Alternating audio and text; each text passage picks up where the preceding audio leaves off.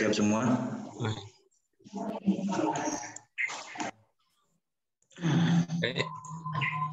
Oke. Assalamualaikum warahmatullahi wabarakatuh. Selamat selamat pagi adik-adik semua. Ini saya memperkenalkan diri dulu ya. Saya Haridian Wahyudi. Dulu saya juga Fakultas Hukum Universitas Negeri Jember, UNED. Di sana, jadi adik-adik ini juga termasuk adik-adik saya juga. Itu makanya saya panggil lebih familiar adik-adik gitu. Selama di UNED itu saya juga kebetulan waktu itu dipercaya oleh teman-teman menjadi Ketua Koperasi Mahasiswa Universitas Jember. Terus selama satu periode di sana, setelah itu saya ke Surabaya kayak gitu. Jadi banyak kenangan lah di UNED itu. Nah, kemarin saya diminta untuk menjadi pemateri ya pada Zoom dengan adik-adik ini berkaitan dengan KKN dengan tema branding UMKM di masa pandemi seperti itu. Ini kemarin Zaki dapat flyer saya ya, foto saya. Iya. Nah, ini gara-gara PPKM diperpanjang terus Zaki, saya gundul ini rambut saya ini kan. Oh. Akhirnya. Ya, intermezzo aja ya. Itu. Ya. Oke, Zaki saya minta tolong di share screen materi yang kemarin bisa ya? Oh iya, baik Pak. Bisa Pak.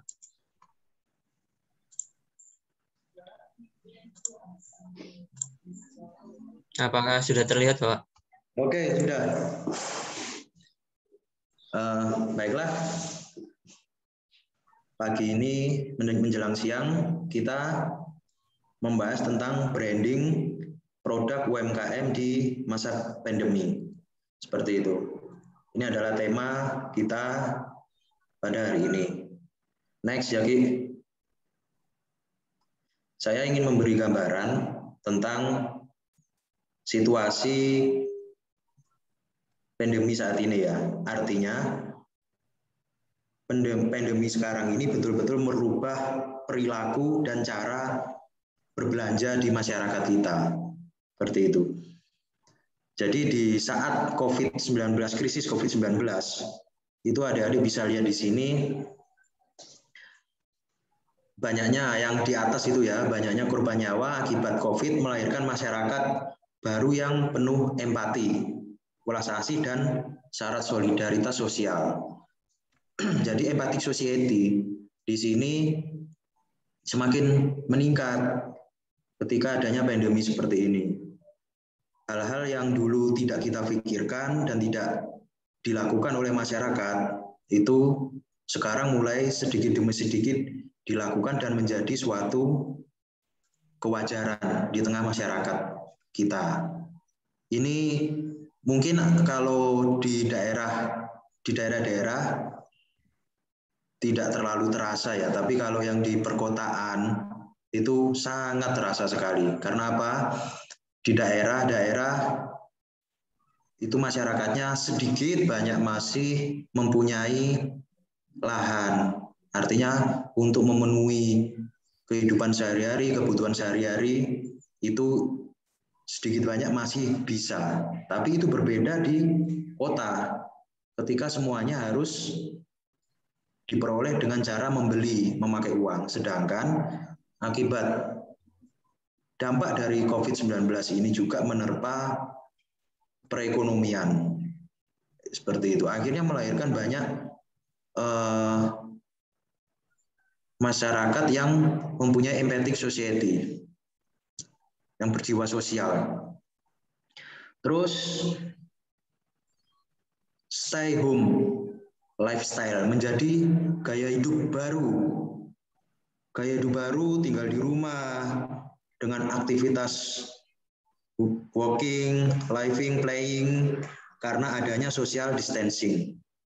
Bekerja, bermain, tinggal di rumah, yang dulunya menjadi sesuatu yang hanya sifatnya formalitas ya, artinya itu semuanya itu formalitas. Kita pagi berangkat kerja, kita berangkat kuliah, setelah melakukan aktivitas di luar, kita pulang kembali ke rumah dan lain sebagainya. Tapi sekarang aktivitas-aktivitas yang di luar itu karena COVID semuanya harus dikerjakan di rumah.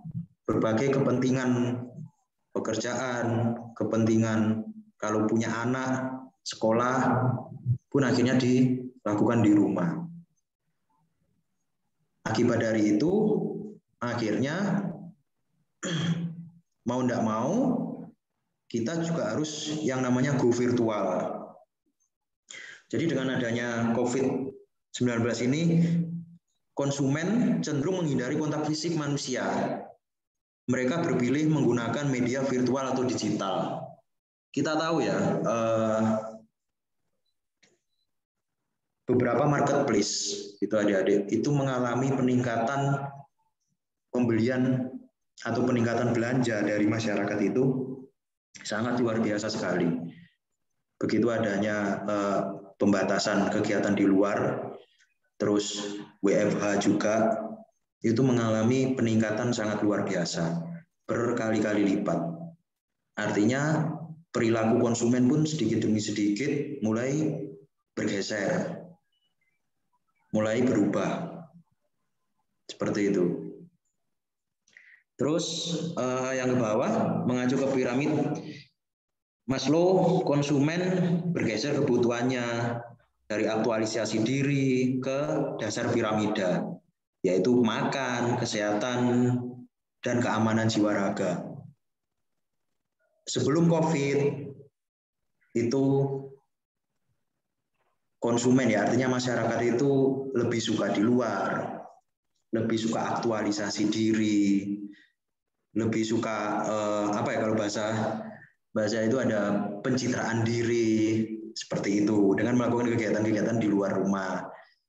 Tapi ketika ada COVID, hal itu menjadi skala prioritas yang nomor kesekian kali, sudah bergeser jauh. Jadi masyarakat cenderung untuk yang sebelumnya yang ada di bawah ini menjadi bergeser naik ke atas. Jadi kebutuhan pokok menjadi utama, apalagi kesehatan serta yang sifatnya keamanan jiwa raga ya. Bermula dari faktor kesehatan. Nah, ini saya ingin menggambarkan adik-adik ini bagaimana sih dampak dari COVID ini di tengah masyarakat kita. Perubahan perilaku yang memaksa masyarakat menyesuaikan diri. Next ya, Ki.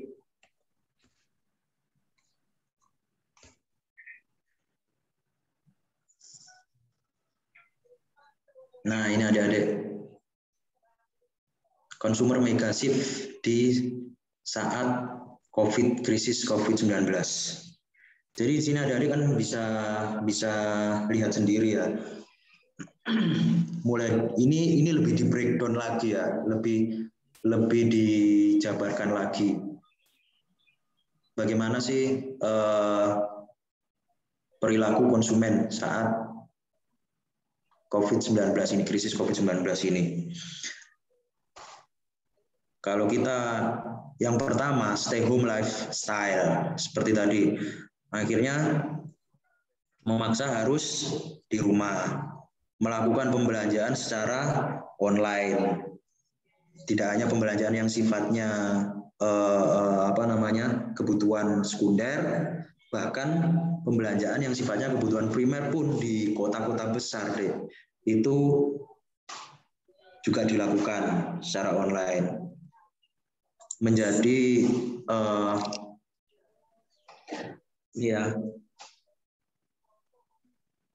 masakan rumah. Jadi yang dulunya suka di luar, berbelanja di luar dan lain sebagainya itu sekarang mau nggak mau akhirnya harus memasak sendiri di rumah atau kalau enggak melakukan delivery untuk masakan, makanan.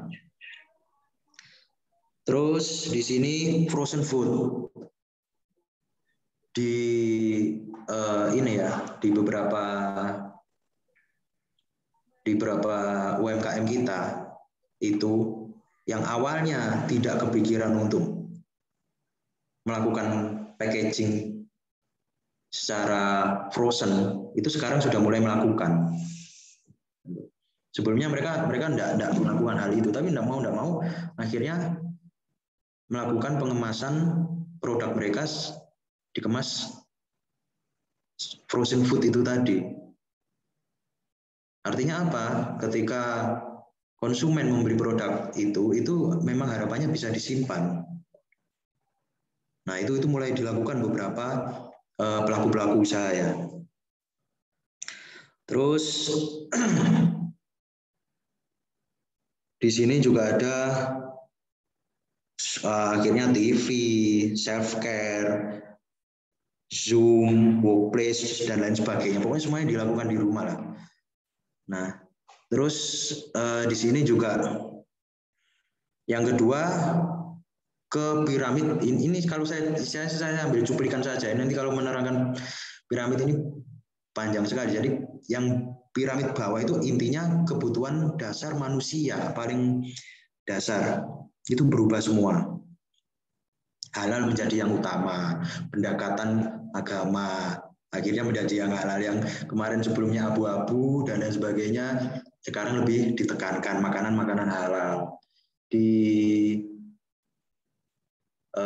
organisasi saya pun itu juga kemarin bekerja sama dengan Halal Center HCCI, Halal Center Cinta Indonesia itu untuk membuat program seluruh produk dari pelaku usaha itu supaya halal. Nah, sebelumnya untuk ke arah sana itu dibuatlah konsep halal internal. Jadi dari pola pengolahannya dulu, jadi diproduksinya dulu. Itu sudah menjadi hal yang utama sekarang. Itu. Nah, di sini kita ke yang kedua ya. Di sini adik-adik bisa baca sendiri low trust society. Artinya kepercayaan masyarakat ini yang dimaksud adalah psikologis masyarakat itu mulai menurun dan lain sebagainya. Karena apa? Pandemi ini waktunya itu panjang sekali. Sangat panjang, sudah hampir setahun lebih loh. Itu, dan kita memasuki hampir 2 tahun ini. Jadinya sudah mulai antara tetangga yang satu dan tetangga yang lainnya itu sudah saling menjaga. Artinya mereka tidak bisa berkomunikasi normal saat sebelum pandemi melakukan kegiatan-kegiatan bersama. Akhirnya karena kegiatan terkonsentrasi di rumah. Nah, itu juga sedikit banyak akan menimbulkan low trust society itu tadi. Kontak free lifestyle itu juga gaya hidup juga berubah dan lain sebagainya. Jadi terus kembali lagi ini di breakdown lagi yang tadi go virtual. Jadi virtual experience is the next big thing. Jadi virtual, pengalaman virtual itu menjadi hal yang besar. Banyak aplikasi-aplikasi yang menawarkan, yang kalau kita di smartphone ya kita amati itu aplikasi-aplikasi yang menawarkan pengalaman-pengalaman baru secara virtual.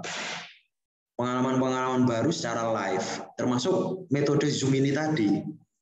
Gitu. Kalau kita melakukan Zoom seperti ini, akhirnya apa adik-adik? Apakah butuh suatu bangunan seperti UNED sebagai simbol? Kan tidak juga. Artinya apa? Bangunan-bangunan yang megah, bangunan-bangunan yang menjadikan itu tempat-tempat pertemuan itu sekarang sudah tidak digunakan lagi. Kita punya pengalaman baru melakukan tatap muka secara online dimanapun kita berada. Nah, itu aplikasi yang menawarkan, salah satunya Zoom, terus Google Meet, dan lain sebagainya itu. Nah, di sini juga ketika kita go virtual, kita juga fleksibel untuk bekerja. Di Malang ini pun saat ini WFH ini. Makanya di sini sepi ya. Saat ini kantor ini WFH seperti itu. Jadi akhirnya pekerjaan menjadi lebih fleksibel, dikerjakan di rumah. Saya juga tidak tahu anak-anak ini di rumah ini mengerjakan seperti apa, di situasi bagaimana, kan saya juga tidak tahu. Itu. Artinya mereka dikerjakan di rumah, yang penting bagi kita itu laporannya masuk. Jadi dikerjakan di rumah dengan metode yang berbeda, tidak memakai baju kerja, tidak berangkat mulai jam sekian sampai jam sekian, seperti itu. Mungkin saya melakukan meeting ya juga lewat Zoom juga. Itu. Nih, ulang tahun generasi Zoom. Jadi ya mau nggak mau online seperti ini. Gaya hidup cloud, from virtual, apa ini? Terakhir ibadah virtual. Kemarin sempat ramai juga ya ibadah virtual. Itu juga ada apa itu ya, nikah virtual juga. Wah, semuanya sekarang seolah-olah virtual semua. Kayak gitu. Ibadah dilakukan virtual.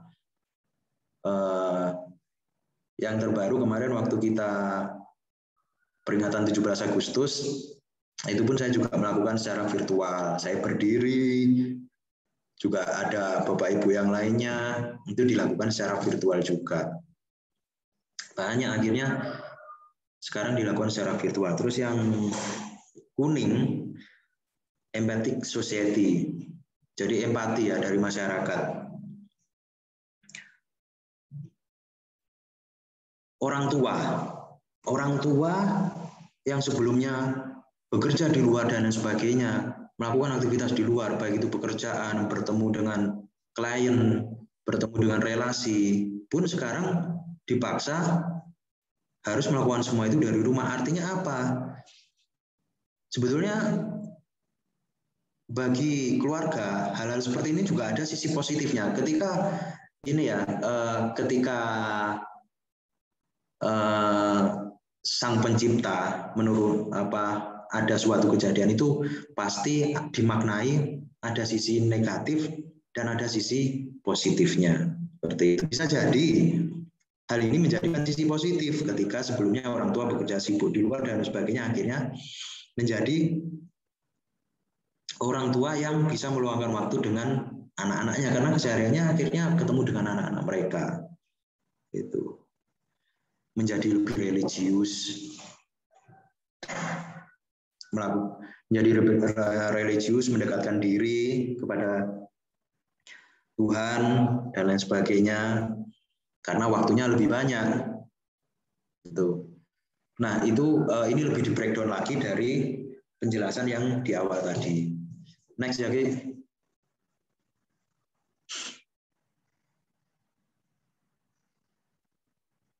Ini adik-adik, terkait dengan COVID itu masih ada, kita sering untuk membicarakan yang namanya industri kreatif. Seperti itu. Jadi ketika perubahan perilaku dan cara hidup akibat pandemi COVID ini terjadi di berbagai lapisan masyarakat, akhirnya kan sudah kita tahu di awal tadi bahwa berpusat di rumah masing-masing. Ekonomi, bisnis ikut menyesuaikan, mau tidak mau, suka tidak suka, dengan kenormalan baru ini. tentu dengan menerapkan aspek kesehatan, kebersihan, dan keselamatan sebagai faktor utama. Nah, tadi di awal sudah kita bahas. Pariwisata dan ekonomi kreatif, kenormalan baru adalah keniscayaan yang nggak mungkin dihindarkan. Jadi ini ya pariwisata. Kemarin itu ada dari teman-teman itu melakukan termasuk ekonomi kreatif. Wisata religi ini ya, wisata religi, tapi mereka menawarkan wisata yang di tempat-tempat apa ya, kalau istilah kita itu yang wingit, di tempat-tempat yang apa namanya,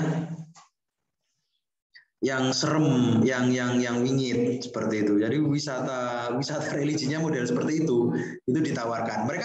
Mereka punya member.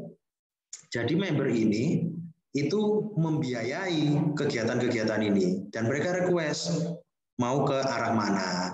Dan itu ditayangkan di grupnya sendiri itu jam sekian. Nah, itu akhirnya menimbulkan bisnis baru juga, dilihat dari rumah. Oh, ternyata kalau ada ingin tahu, oh ternyata kalau malam di sana itu seperti ini live-nya. Nah, itu. Ada yang menawarkan wisata kayak gitu. Saya baru tahu itu kemarin itu ketika mengikuti sendiri. Oh, ternyata kreatif juga ya mereka dan dapat duit dari situ. Nah, dengan segala hal-hal yang tadi, akhirnya mau nggak mau, adik-adik, UMKM itu ditarik ke yang namanya transformasi digital. Mau nggak mau, semuanya harus menyesuaikan diri dan mengenal apa yang namanya itu digital. Mulai dari termasuk branding juga. Itu nantinya akan masuk ke suatu skup yang lebih besar yang namanya digital marketing. Di dalamnya juga ada branding juga. Nah, itu artinya semuanya dipasarkan melalui digital, melalui online. Dan saat ini setiap rumah itu sudah mempunyai yang namanya smartphone. Pasti punya HP. Itu setiap rumah di Indonesia ini, adik-adik pun juga, dan setiap rumah yang mempunyai smartphone seperti adik-adik ini, satu orang itu saya yakin bisa lebih dari satu HP. Itu. Jadi bisa jadi HP-nya ada 2. Gitu. Nah, terus itu adalah suatu cara bagaimana produk UMKM ini bisa menjangkau mereka, yaitu dengan mereka harus melalui yang namanya transformasi digital, seperti itu. Next.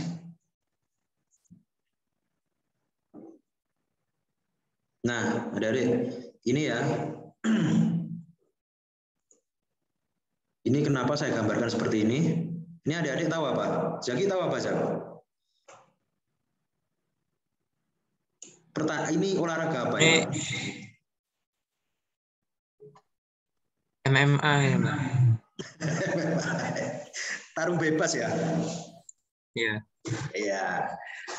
Jadi yang saya maksud di sini adalah ketika semuanya digeser ke transformasi digital, bisnis UMKM ini di era pandemi, akhirnya apa? The rule was change. Berat. Aturannya berubah. Yang dulunya kita usaha itu sering, pasti adik-adik juga dengar ya, usaha itu cari lokasi yang bagus, cari lokasi yang strategis, cari yang pinggir jalan, nanti dilewati tuh banyak orang, nanti pasti akan melihat usaha kamu, melihat toko kamu, cari yang lalu lintasnya itu rame, lalu lalang. Itu sering, kalau bisa dekat dengan perkantoran, artinya di situ ada perputaran duit. Itu dulu. Ketika ini ditarik ke transformasi digital, aturannya berubah. Ibarat pertandingan ya, dulu itu pertandingannya ibaratnya tinju. Dikasih petinju tidak boleh memukul perut ke bawah, aturannya seperti itu. Bertinjunya seperti ini, seperti ini, seperti ini. Itu aturannya seperti itu. Makanya dulu sebelum digeser ke transformasi digital, itu aturan-aturan bisnisnya itu seperti itu. Cari di sana lokasi yang ramai, dekat dengan kantor, cari yang banyak lalu lalang orang, seperti itu. Akhirnya ketika bisnis UMKM lebih-lebih di era pandemi, ditarik ke digital, aturannya berubah. Sekarang aturannya seperti tarung bebas, adik-adik. Tarung bebas. Gitu. Siapapun itu bisa bermain di situ. Jadi tidak harus mempunyai lokasi usaha yang strategis, tidak harus mempunyai ruko yang mahal, yang bagus, tidak harus mempunyai karyawan yang banyak, seperti itu. The rule was changing. Artinya apa? Sekarang ya seperti ini, seperti tarung bebas kayak gini. Itu. Usaha bisa dimulai dari gang yang sempit. Bisnis UMKM di era pandemi bisa dimulai dari gang yang sempit. Dan itu berjalan. Di Malang sini, hal itu banyak. Adik-adik yang muda-muda, kemarin saya ketemu juga adik-adik dari ini di Malang itu, di Unisma itu. Dia membuat jilbab.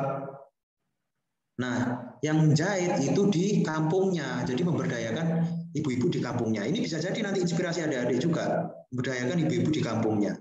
Jilbabnya bolak-balik. Itu. Tapi dia tidak perlu dia tidak perlu untuk sewa ruko dan lain sebagainya. Dimulai dari kos-kosannya dia dengan teman-temannya itu. Tapi jangan tanya omsetnya, sangat luar biasa. Per bulan bisa dapat puluhan juta sekarang mereka. Nah, kenapa seperti itu? Karena yaitu tadi aturan berubah. Saat ini di UMKM di era pandemi ketika ditarik di transformasi digital itu kesempatannya sama semua, adik-adik. Dulu yang besar mengalahkan yang kecil. Adik-adik bisa ingat itu. Dulu yang besar mengalahkan yang kecil. Perusahaan-perusahaan raksasa yang besar. Ketika ada perusahaan baru yang nanti sifatnya kompetitor, usaha baru yang sifatnya kompetitor, dia akan menekan. Dia bisa mengalahkan, punya kesempatan besar. Tapi sekarang ketika ada digitalisasi, bukan yang besar mengalahkan yang kecil, tetapi yang cepat mengalahkan yang lambat. Itu. Artinya meskipun dia besar tapi dia lambat, dia akan kalah dengan kecil tapi dia cepat. Jadi sekarang itu yang cepat mengalahkan yang lambat. Kita lihat aja perusahaan-perusahaan besar bagaimana berguguran. Baru-baru ini di kita Giant tutup. Baru-baru ini Matahari melakukan pengurangan besar-besaran. Karena apa? Mereka punya biaya operasional perusahaan yang berjalan terus tiap bulan, membayar karyawan dan lain sebagainya dan lain sebagainya. Tapi ketika itu ditarik ke platform seperti marketplace dan lain sebagainya, biaya-biaya itu hampir tidak ada sama sekali. Dilakukan di rumah, biaya-biaya itu menjadi hilang. Mereka cepat sekali bergeraknya, promosi dan lain sebagainya. Nah, seperti itu. Oke, next ya.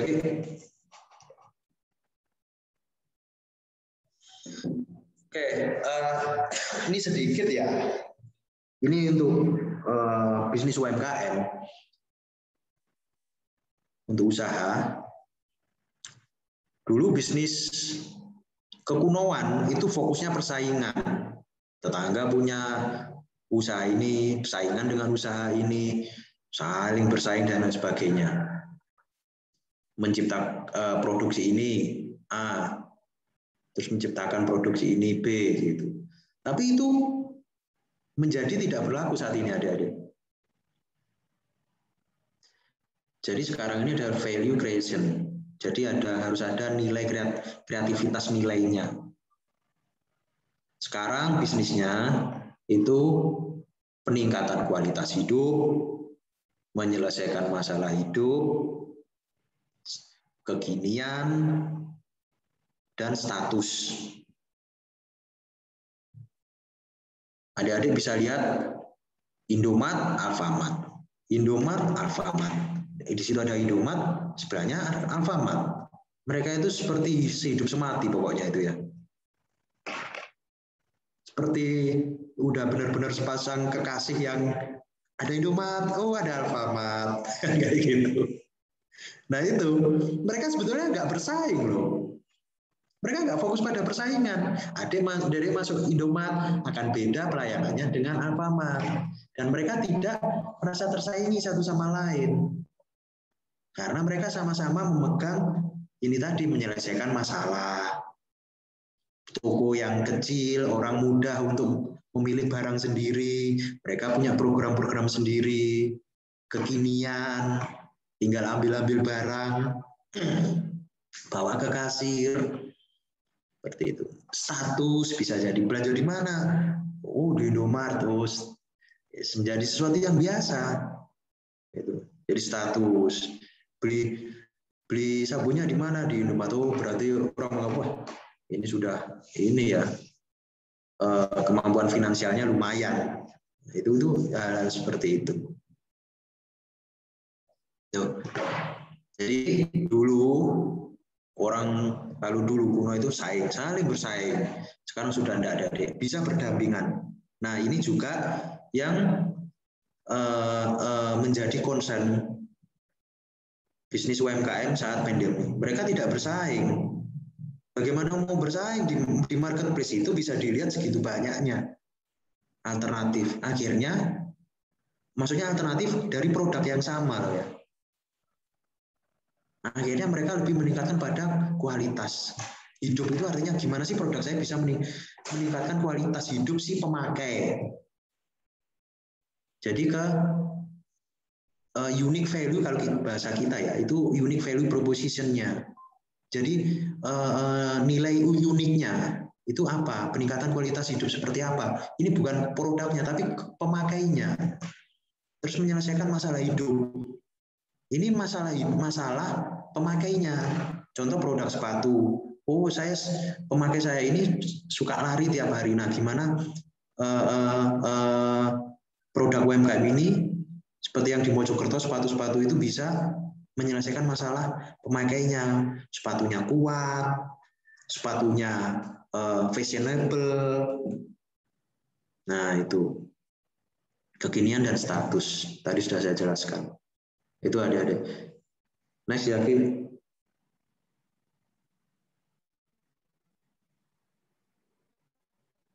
Branding.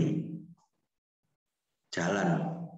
Supaya konsumen bisa mempercayai produk kita, bisa mengenal produk kita. Banyak terminologi tentang branding. Nah, itu. Nah, satu ya, ini untuk adik-adik juga. Ini adalah logo-logo yang sudah besar. Logo-logo yang saya ambil sudah besar. Itu. Kalau kita berbicara branding, tentu kita berbicara brand. Brand, kita berbicara merek. Merek itu adalah simbol dari produk. Simbol itu adalah apa yang teringat di alam bawah sadar seseorang. Jadi seperti itu. Apa yang teringat di alam bawah sadar seseorang. Kalau suatu produk, khususnya UMKM, dia sudah bisa melakukan branding sampai ke alam bawah sadar seseorang, di mana seseorang itu adalah pengguna, konsumen, itu adalah tingkatan tertinggi dari branding. Artinya apa? Mereka berhasil. Seperti itu. Ini kebetulan ini dari yang guru besar ya. Contoh mungkin di atas, ayo kita pesen fast food di alam bawah sadar. Yang teringat itu logonya katakanlah McD. Atau di adik-adik di Jember sana yang produk lokal logonya apa ya? Di sana ada di sana juga ayo yang 5.000-an yang saya tahu ya. Ayo makan di luar yang 5.000-an. Yang teringat di alam bawah sadar logonya, oh ayo nelongso. Ada itu ayam nelongso kan. Mungkin di Jember sudah ada mestinya ya. Itu kan dari Malang juga. Oh yang 5.000-an itu nelongso. Meskipun itu sayap ya. Meskipun itu ayamnya sayap, itu kan produk mereka seperti itu. Mereka menekankan pada harga jual yang mudah diingat oleh konsumen. Yaitu ketika kita melakukan branding dan itu sudah tertanam di alam bawah sadar, itu adalah keberhasilan, suatu produk tersebut. Lalu di sini sepatu, pasti adik-adik dan yang lainnya sudah tidak asing lagi dengan merek-merek kayak Adidas, Nike, seperti itu. Ini merek-merek yang gini adik-adik, sebetulnya itu mereka ini secara nggak langsung, pelan-pelan itu sudah melakukan branding ke alam bawah sadar kita, bahwa merek mereka ini yang terbaik dan lain sebagainya. Nah, UMKM itu juga sudah kita beri pemahaman tentang hal seperti ini. Apa ciri khasnya? Sehingga logonya itu bisa diingat sampai ke alam bawah sadar. Buatlah value proposition yang unik, value-nya dengan produk lain yang serupa. Entah itu dari sisi bentuk produknya, packaging-nya, harganya kalau bisa, lokasi. Oh, produk ini lokasinya selalu dekat dengan ini. Makanya dulu ada yang namanya Carrefour. Carrefour perempatan 4. Konsepnya adalah mereka akan selalu dekat dengan perempatan-perempatan jalan besar. Itu seperti itu. Orang branding gimana suatu jalan, gimana konsumen itu bisa benar-benar mempercayai produk kita. Seperti itu. Next ya, Ki. Nah, di saat pandemi, branding harus seperti ini. Traveloka pun branding, dia menyesuaikan. Dulu Traveloka saya ingat kemudahan melakukan perjalanan kemanapun. Ini adalah salah satu startup awal yang melakukan startup yang sifatnya untuk traveling, lebih mengarah ke pariwisata. Sekarang mereka menjadi di pandemi seperti ini, ketika ada penjadwalan ulang, seperti pesawat, ada tes di tempat-tempat situ. Ketika kita tidak bisa berangkat hari ini, mereka juga mengubah juga. Nah, mereka membranding Traveloka itu dengan mudah untuk dijadwal ulang, reschedule. Seperti itu. Akhirnya apa? Kalau mau selamat, survive di saat pandemi, harus responsif. Jadi responsif untuk melihat perilaku masyarakat saat ini. Ini Traveloka ini salah satu startup contohnya seperti ini. UMKM seperti itu juga. Mereka harus menawarkan hal-hal yang sifatnya itu responsif kepada konsumen ya. Next lagi.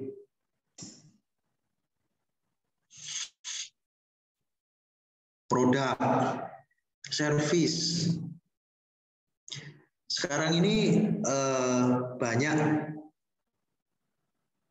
usaha-usaha yang di situ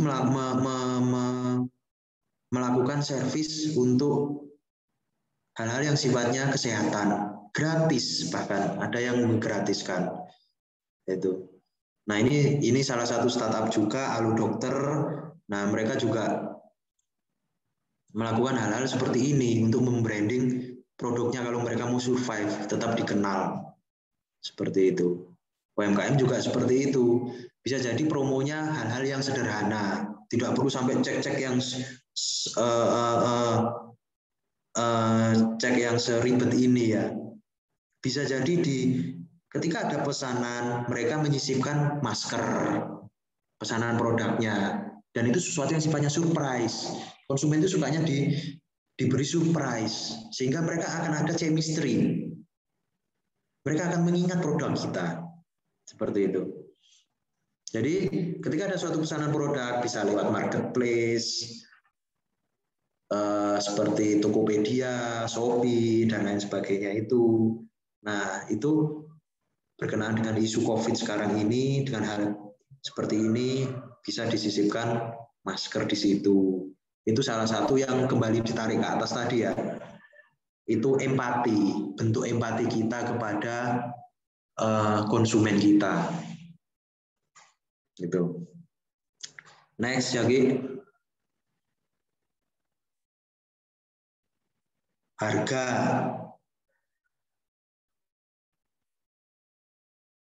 Harga banyak perubahan harga adik-adik. Kalau adik-adik, saya yakin adik-adik pasti sudah familiar dengan ini ya, GoFood, yang terus GrabFood. Ini yang terbaru, ini ada Shopee, ini juga dia masuk ke ini ya, bisnis makanan juga Shopee itu sekarang. Dengan ada promo-promo di situ. Nah, harga pun berubah. Banyak kalau adik-adik amati di platform-platform tadi itu banyak sekali bisnis kuliner yang UMKM yang di lokal-lokal itu menawarkan perubahan harga, menawarkan promo-promo, diskon itu, dan itu memang harus dilakukan di saat pandemi ini. Karena apa? Ini adalah saat sebetulnya karena apa? Karena ketika keluarga berkumpul di rumah, selain penjualan ini laku, ini adalah saat yang terbaik untuk melakukan pengenalan produk tersebut. Makanya mereka yang ada di bisnis kuliner itu melakukan promosi besar-besaran, diskon besar-besaran juga. Buy one get one juga bisa, terus harga dari harga normal juga bisa, seperti itu. Pengurangan dari harga normal, karena harapannya yang mengkonsumsi itu tidak hanya yang bersangkutan, tidak hanya si pemesan, tapi ada keluarga di situ, itu adik-adik, yang bisa merasakan. Harapannya nanti, katakanlah yang pesan ibunya, nanti anaknya ikut merasakan. Nah, suatu saat nanti anaknya ingin produk yang sama, seperti itu. Itu yang harus dilakukan ya di saat pandemi seperti ini. Next, Jagi.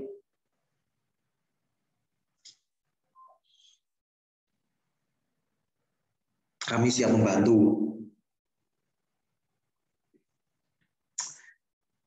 Pengiriman terbatas, kami siap membantu. Ini salah satu platform juga sih. Intinya mereka ketika menawarkan produknya, mereka sendiri yang mengirimkan. Sampai sebegitunya konsumen itu diperhatikan saat ini. Karena harus di rumah. Jadi ini branding-branding seperti ini yang tadi sebelumnya Traveloka, terus sebelumnya Alu Dokter yang dengan isu-isu seperti itu. Jadi ada masalah apa? Nah, itu kita siap membantu, kita antarkan sampai rumah. Itu menjadi brand bahasa-bahasa yang familiar saat ini untuk mendukung brand ini ini supaya tetap dikenal oleh masyarakat, oleh konsumen. Ini adalah cara membranding di saat pandemi itu seperti ini, dengan isu-isu kesehatan, isu-isu WFH dan lain sebagainya. Nah, itu UMKM juga sudah melakukan hal-hal seperti ini, gitu. Di Tuban kemarin saya ngobrol dengan ketua Tuban juga, itu mereka melakukan hal-hal seperti itu juga.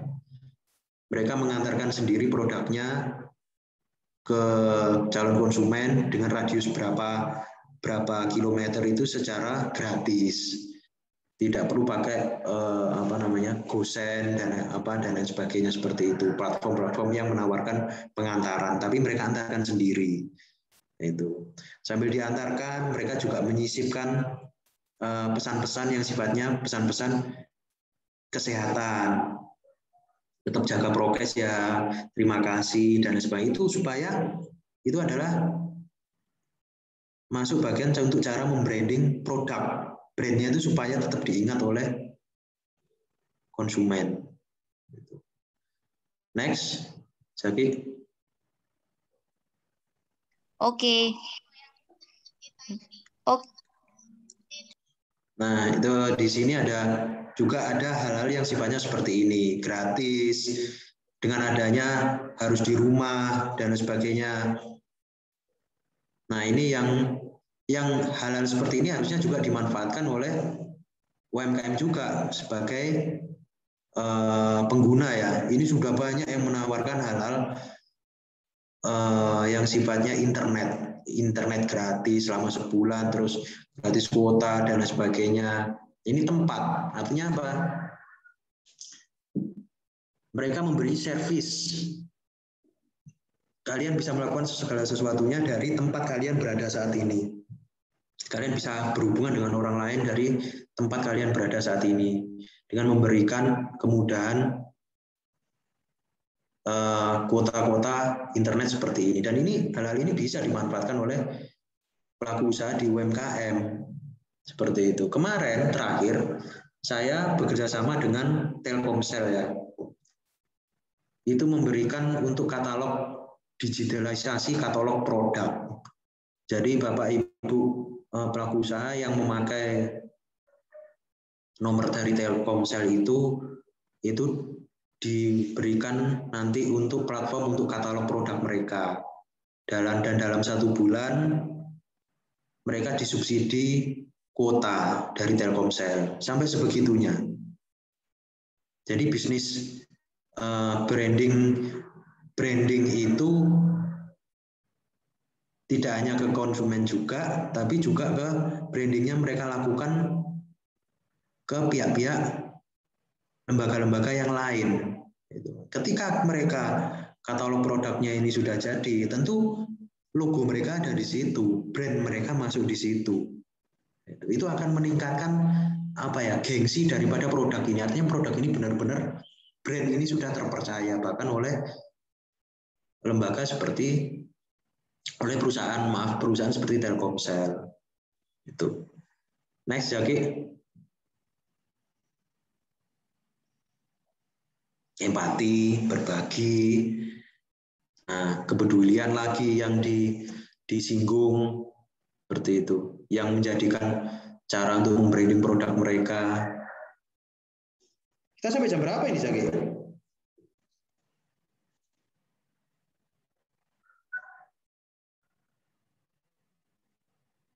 Nah, Pak, mungkin nanti sampai jam 11.15 Pak, nanti diteruskan dengan tanya jawab. Oke, ya udah. Nggak khawatir saya nanti waktunya terbatas. Nah, agak cepat dikit ya. Kita sambil ngobrol-ngobrol aja lah, kita tanya jawab.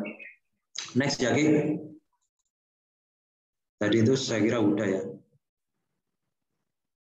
Shopee, Shopee yang saya singgung tadi, dia untuk bahkan sekarang Shopee untuk membranding dirinya ya. Itu yang ketika dia masuk ke kuliner yang sebelumnya di wilayah itu hanya ada 2 pemain, GoFood dan GrabFood. Baju mereka pun di warna orange. Di sini sudah mulai banyak ini di Malang sini. Jadi tidak hanya hijaunya Gojek dan hijaunya Grab. Sekarang sudah mulai ada warna baru orange. Nah, itu salah satu cara untuk membranding juga, gitu, membranding produk mereka. Itu jadi kemana-mana orang akan melihat, oh Shopee. Itu jadi akhirnya tertanam di alam bawah sadar. Ada apa sih Shopee kok keliling-keliling seperti ini? Oh ternyata ada Shopee Food. Sekarang seperti itu. Nah akhirnya mereka ingin tahu, membuka platform mereka apa sih Shopee Food itu. Oh ternyata ada diskon-diskon. Nah mereka akhirnya mau nyoba. Padahal mereka sebelumnya bisa jadi nggak tahu, tapi karena di jalan berpapasan. Nah itu cara untuk membranding produk, mengingatkan, menanamkan di alam bawah sadar konsumen.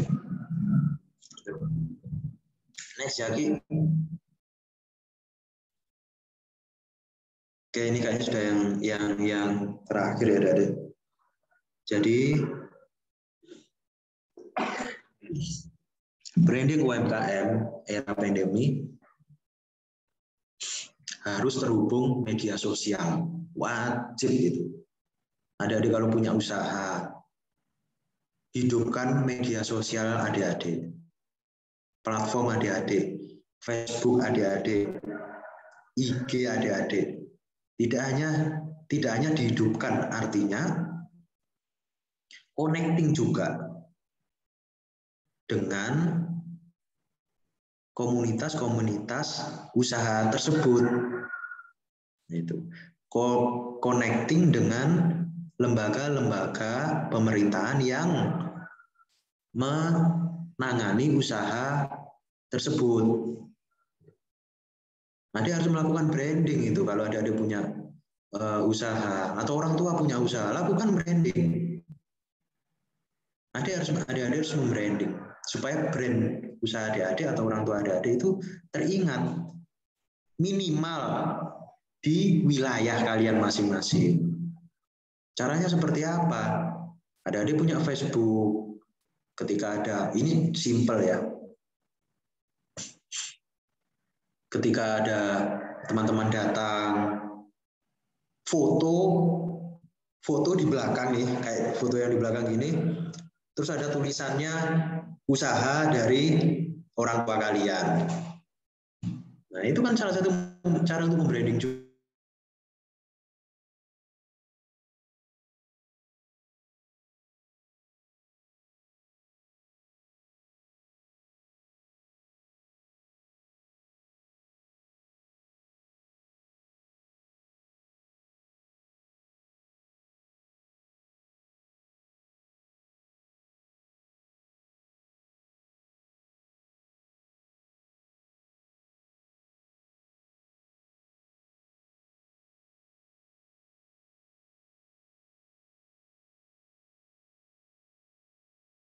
Kopi kenangan di Google itu harus ditemukan historisnya itu harus ditemukan. Kita ngetik kopi katakan pesan kopi atau kopi kenangan tadi ya di Gmaps itu juga harus ditemukan lokasinya. Itu artinya itu salah satu cara untuk membranding usaha kita juga, itu supaya tertanam di alam bawah sadar konsumen. Oh kalau ini di sini lokasinya, terus kalau nanti ada obrolan-obrolan, oh itu loh di sana ada kopi yang enak, ayo kita ke sana. Nah itu berarti brand usaha itu sudah tertanam di alam bawah sadar si A. Ketika ada temannya ingin, ayo kita ngopi-ngopi di mana yuk, dia langsung menyodorkan referensi tempat ngopi yang menurut dia itu enak.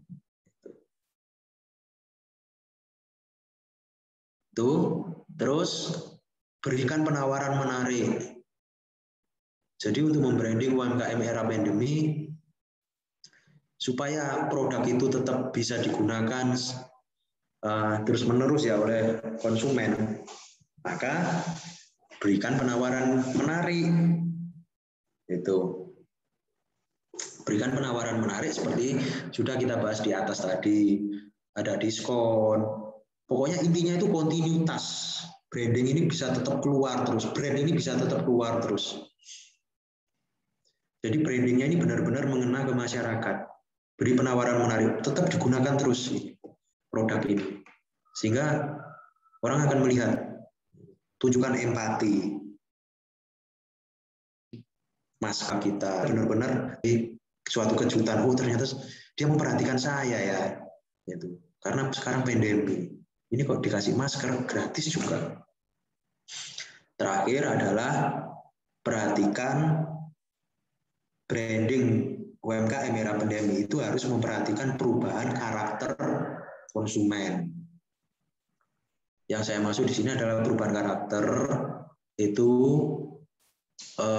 makanya itu harus ada yang namanya itu big data ya. Jadi kita akan tahu sih dalam berapa bulan, katakanlah di bulan A, di bulan Januari, oh produk yang ini kuliner ya, kue yang keluar ini kue ini. Bulan Februari yang paling banyak kue ini. Konsumennya rata-rata umur sekian. Di wilayah mana konsumennya? Oh di wilayah kampus. Itu harus punya data seperti itu. Karena bisa jadi di era pandemi mereka mengalami perubahan karakter. Dulu pesan perubahan karakter yang saya maksud bisa jadi dulu pesan kue penuh satu besar, sekarang dia hanya pesan setengah. Jadi perubahan-perubahan seperti itu, atau sebaliknya, dulu pesan makanan itu langsung siap saji, langsung dimakan. Tapi ketika saya meluncurkan produk yang di frozen loh, kok ini banyak yang pesan frozen. Jadi sebelumnya konsumen ini dia pesannya yang langsung makan. Ini kok pesan yang frozen dan pesannya lebih banyak. Oh berarti karakter konsumen ini suka yang frozen. Frozennya pun juga harganya itu supaya relatif sama dengan yang siap saji. Berarti menyesuaikan. Jumlahnya jangan terlalu besar. Disesuaikan gimana sih? Katakanlah kalau yang siap saji itu harganya 5.000, nah semisal seperti itu. Nah kalau yang frozen itu beda-beda tipis lah, bisa di angka 6.000 atau di angka 5.500, bisa jadi dengan mengurangi jumlahnya, tetapi itu tersimpan, bisa sampai ke konsumen, bisa terjangkau. Itu adalah salah satu cara untuk membranding usaha ya di era pandemi. Itu betul-betul perhatikan perubahan karakter dari konsumen. Artinya ini di saat pandemi semua dipaksa untuk transformasi digital. Ya akhirnya seperti ini, mau tidak mau hal-hal ini yang harus kita lakukan supaya brand kita tetap ada di hati konsumen, di hati masyarakat. Next lagi. Oh ini saya sisipkan ya adik-adik. Saya rindu suasana-suasana seperti ini sebetulnya. Ini waktu saya di ITS ya. Ini di depan mahasiswa ITS juga. Tapi yang ini ya ekonomi bisnis ini. Itu. Next ya Ki. Ini waktu kita juga rindu suasana seperti ini, bisa adik-adik ke luar negeri. Ini waktu saya di luar negeri di Malaysia, kita ada pertemuan internasional di sana. Next ya Ki.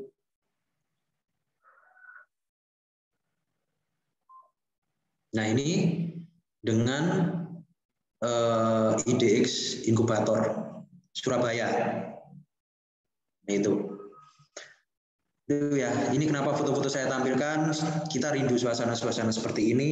Ya semoga pandemi ini segera berlalu dan enaknya memang tatap muka langsung kok daripada online seperti ini. Dan saya yakin adik-adik juga menginginkan hal yang sama. Itu terakhir ya Zaki ya ini ya. Iya Pak, ini sudah terakhir. Oke kalau gitu Mungkin materi dari saya sampai untuk branding UMKM di era pandemi seperti itu ya.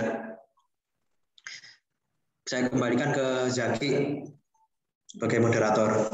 Apabila ada pertanyaan, silakan Zaki. Baik, terima kasih Heridian yang telah menyampaikan materi mengenai branding. Untuk acara selanjutnya itu masuk kepada waktu tanya jawab. Mungkin dari teman-teman di sini atau dari sasaran dari teman-teman yang hadir di sini ingin menanyakan sesuatu mengenai branding suatu produk, bisa chat atau bisa langsung berbicara. Nah, mungkin saya mau mengawali pertanyaan, boleh Bapak? Ya, silakan Zaki. Nah, saya ingin bertanya Pak untuk masalah branding nih. Mungkin kalau untuk produk-produk seperti sepatu atau yang lain itu bisa apa namanya collab ya Pak. Tapi untuk kayak UMKM kecil nih, gimana supaya UMKM ini bisa lebih dikenal dengan cepat oleh orang-orang kayak gitu Pak? Bagaimana caranya kalau misal mau collab atau apa, atau bisa tidak kalau akan melakukan harus seperti itu Pak? Oke, jadi gini ya. Baik, pertanyaan yang bagus Zaki. Jadi kita kalau kita membuat bisnis usaha itu diawali dengan ini rule-nya ya. Itu diawali dengan yang namanya itu design thinking, adik-adik. Design thinking. Setelah design thinking pun dijabarkan bermacam-macam. Kalau tidak salah itu ada 5. Setelah ada design thinking di situ, itu kepada yang kedua yaitu value proposition. Di situ nanti value proposition produk itu seperti apa? Tidak hanya produknya, tapi juga value proposition penggunanya. Setelah itu nanti ada yang namanya bisnis model canvas.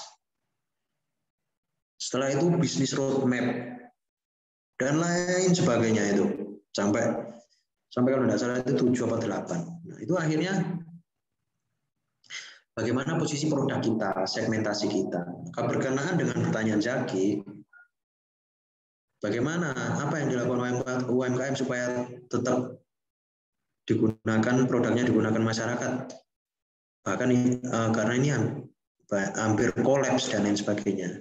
Ya mau shifting itu melakukan pergeseran dari produk ini tadi, tapi tidak meninggalkan produk yang utama. Jadi kalau di basket itu ada yang namanya pivot. Satu kaki itu nginjak di satu titik, nah kaki yang lainnya itu bisa bergerak kemana-mana. Ketika membawa bola itu tadi ya, itu yang dinamakan pivot. Nah, ketika produk kita kok sepertinya sudah mengalami penurunan ya, kita harus melakukan pivot. Pivotnya tidak jauh dari core bisnisnya, tidak jauh dari katakanlah core bisnisnya di kuliner. Produknya produk kuliner. Katakanlah sebelumnya produknya adalah dia di ayam goreng seperti itu. Ya sudah, di pivot. Kok menurun ya? Berarti saya harus membuat suatu produk turunan dari ayam goreng ini tadi, yang tidak jauh-jauh bahan bakunya dari ayam. Bisa jadi soto, bisa jadi apa dan lain sebagainya. Apa yang kekinian itu ayam-ayam Korea itu, apa Korean food itu, harus kreatif seperti itu jadi. Nah makanya UMKM itu yang usahanya sudah mulai ini ya hampir kolaps dan lain sebagainya, ya kita sarankan, kita minta untuk melakukan pivot, shifting juga, asalkan tidak bergeser dari core bisnis yang utamanya itu. Dan itu harus dilakukan secepat mungkin Zaki. Karena apa? Makanya data-data itu penting. big data itu penting. Jadi kita bisa tahu penjualan bulanan itu grafiknya itu seperti apa. Itu. Makanya ketika itu terjadi, kita sudah siap. Kira-kira seperti itu, Jaki.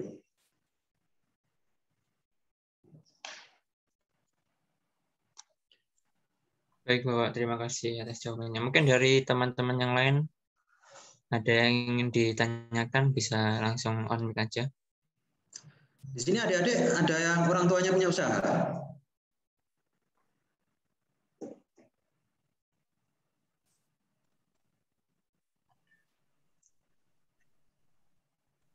Nggak ada ya? Nggak ada yang punya usaha semua. Ini Kemarin berarti dari teman-teman juga putra-putrinya karyawan ya. Apa ada yang punya usaha di sini?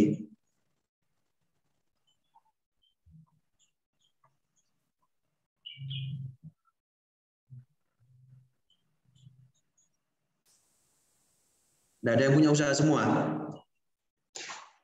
Ya, kemarin ada Pak dari teman-teman, Pak. Cuma karena sibuk dengan agenda perkuliahan, maka tidak dilanjutkan gitu, Pak. Ada beberapa dari teman-teman juga. Oh, ini ada Mas Adi Priyo yang raise hand, mungkin mau bertanya. Silakan on mic aja, Mas. Langsung ditanyakan pertanyaannya kepada Bapak Haridian. Baik, terima kasih kepada moderator. Sebelumnya saya ucapkan terima kasih banyak Pak Haridian Wahyudi atas kesenggangan waktunya yang diberikan kami untuk berbagi ilmu. Ketika kemarin melihat Pak Haridian ini dari Ketua DPC ini ya, sebuah komunitas UMKM kalau nggak salah di Jawa Timur, saya merasa ingin banyak ngerampok ilmu.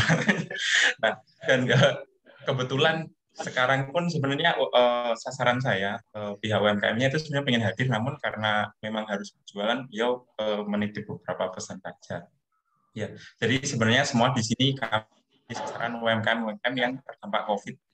Jadi yang tadinya memang pure offline, kemudian kena kondisi pandemi ini, mereka semua akhirnya terkendala. Nah, jadi sangat linear sekali pembahasan kita kali ini dengan kondisi UMKM yang kita gunakan kita sebagai sasaran ini.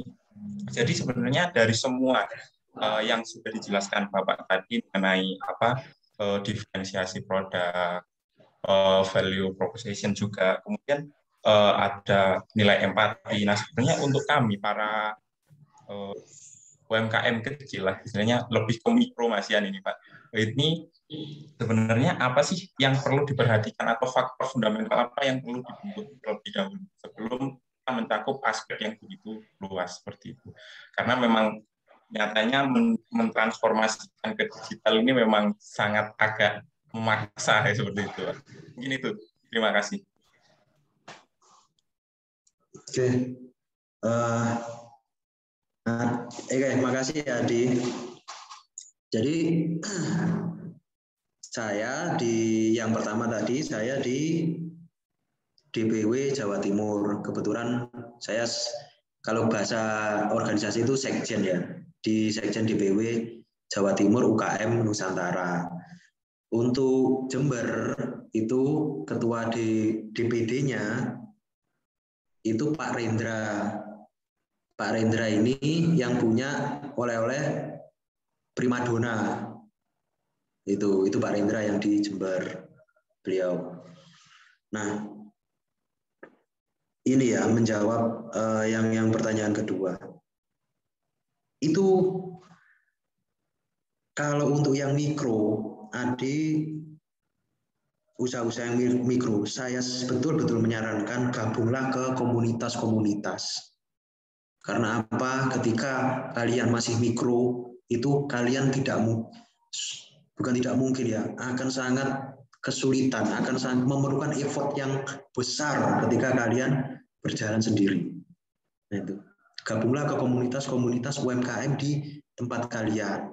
Karena dari situ kalian juga nanti akan mendapat akses, kalian akan mendapat pembelajaran, kalian akan mendapat pelatihan-pelatihan yang sifatnya itu free.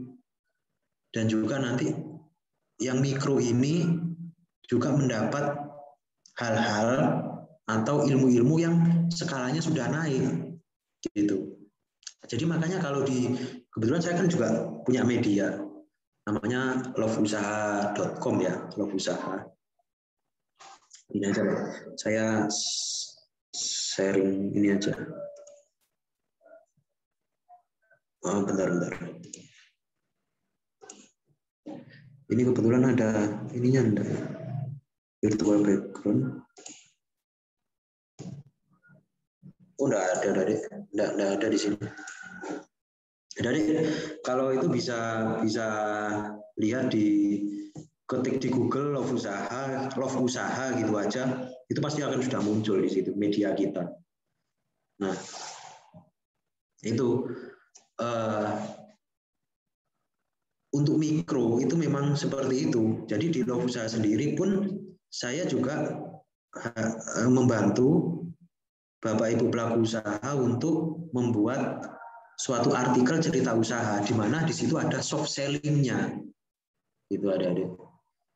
Jadi ketika kita di komunitas itu pasti akan ada yang namanya kita itu sesuai dengan ini ya tagline dari media saya. Makanya saya bilang di situ ada learning, kita belajar, mikro ini supaya belajar, supaya naik kelas ya, katakanlah gitu ya dia.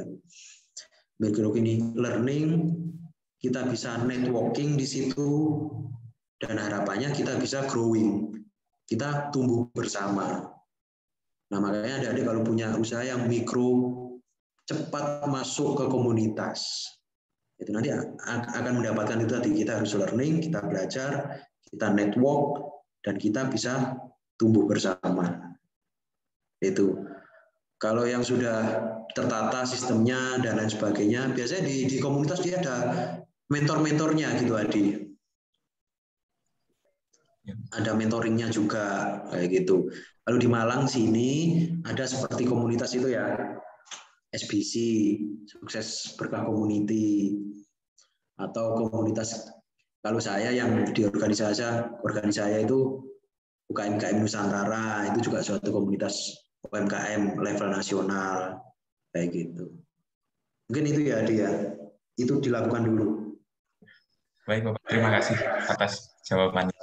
Oke, makasih. Kalau boleh tahu Pak, kalau untuk pengelola yang ada di Banyuwangi ada nggak Pak? Karena kebanyakan dari kami ini adalah UMKM yang ada di Banyuwangi tepatnya. Mungkin nanti kontaknya bisa kita hubungi untuk memasukkan sasaran-sasaran kami untuk belajar lebih lanjut di komunitas tersebut. Kemarin juga, iya, di sasaran saya juga beliau sempat ikut ada beberapa komunitas, namun tidak sesuai dengan ekspektasi karena di sana hanya apa ya istilahnya iya aja gitu Pak. Jadi nggak ada pembelajaran yang didapat. Makanya beliau kayak protesnya ke saya. Saya juga bingung mau ke gimana ini gitu. Iya. Kalau di Banyuwangi itu ada Bu Rina ya. Beliau juga punya produk juga. Dan kalau di UKM Nusantara yang saya kawal ini, kita kemarin bekerja sama dengan JNE. Itu memberikan, JNE bersedia memberikan potongan kepada produk yang dikirim ke luar daerah. Karena kan kemarin ada PPKM yang diperpanjang-panjang terus. Jadi akhirnya kesulitan memenuhi permintaan di luar daerah yang itu memerlukan pengiriman. Dan ketika itu dilakukan melalui paket-paket itu tadi, akhirnya mengalami pembengkakan daripada biaya operasionalnya. Itu katakanlah gini, mudahnya sebelumnya dikirim oleh kendaraan mereka sendiri pakai pickup. Nah, ketika mereka harus melalui paket, itu kan tentu biayanya beda. Nah, akhirnya kita kemarin itu Adi itu melakukan MOU dengan JNE untuk diskon untuk produk-produk yang dikirim ke luar daerah. Itu. Nah nanti dirembuskan ke DPW, setelah itu dikembalikan ke Bapak Ibu yang punya produk ini tadi. Jadi alurnya kayak gitu. Kalau untuk Banyuwangi nanti saya kasihlah nomornya ke ini, kontaknya yang ada di sana. Saya sih punyanya siapa ini? Bukan Jaki. Kisya kalau nggak salah. Ya, nanti saya kasih ke Kisya ya. Oh iya, terima Untuk kasih. Banyuwangi nanti bisa hubungi ke itu Bu Rina itu tadi. Oh iya. Berarti sekarang di Banyuwangi nih. Iya, jadi semua ini pesertanya dari Banyuwangi, Pak. Kebetulan. Cuma kuliahnya di UNER. Jadi KKN-nya kami ini di Banyuwangi. Gitu. Jadi banyak UMKM sasaran kami ini orang Banyuwangi. Gitu, Pak. Dan sebenarnya di Banyuwangi, kalau gitu kalian ini masih di Banyuwangi nih sekarang. Iya, Pak, kita KKN Back to Village, kembali ke kampung halaman semuanya. Oh gitu, bagus lah. Enggak, kalau gitu saya punya pemikiran nanti beberapa dari kalian bisa ketemu dengan Bu Rina ini tadi ke rumahnya gitu. Nanti kan gitu, bisa ngobrol-ngobrol tuh, siapa tahu kalian dapat insight baru tentang UMKM yang ada di Banyuwangi. Nah, iya betul, Pak. Karena juga dari bupatinya sendiri mendukung, Pak. Kemarin sempat kerjasama dengan Pos Indonesia juga untuk mensubsidi ongkirnya 300.000 per UKM yang terdaftar. Jadi memang, tapi ini lagi-lagi sasaran saya tahunya di luar komunitas yang dia ikuti, kan maksudnya komunitasnya kurang begitu berkontribusi gitu. Siapa tahu nanti di komunitas yang Bapak bentuk ini bisa lebih ada manfaat dan membantu sedang terdampak COVID ini juga. Mungkin itu. Terima kasih banyak, Pak, atas ilmu dan Oke, nanti saya share ke Kisya ya. Nanti bisa ditemui sendiri. Iya, Pak. Terima kasih. Mungkin ada pertanyaan lagi dari teman-teman.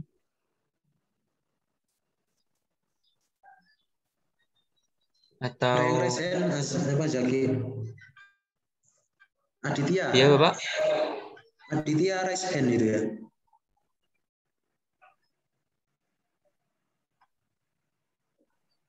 Aditya enggak.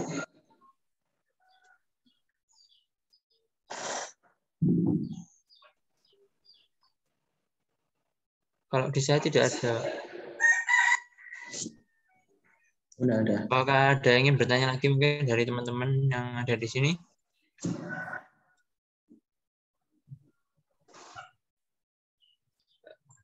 Oh, mungkin sudah cukup ya dari teman-teman. Kalau memang sudah dicukupkan,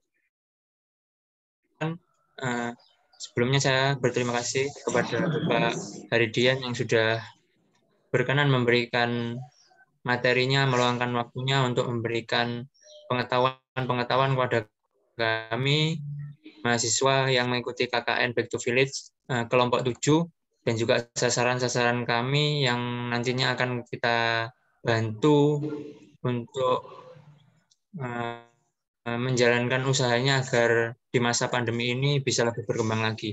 Mungkin sebelum kita tutup, teman-teman bisa on cam semuanya untuk pengambilan dokumentasi.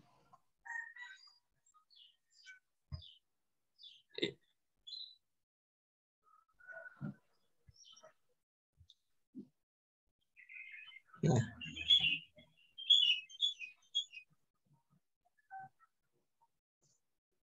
Yang belum on cam mungkin bisa on cam terlebih dahulu.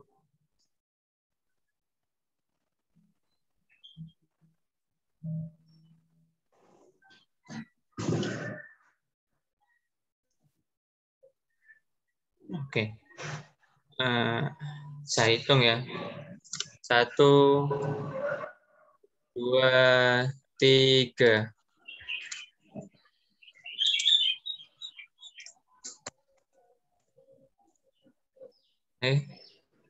Lagi saya hitung. Mungkin teman-teman bisa bergaya juga, nggak apa-apa. 1, 2, 3.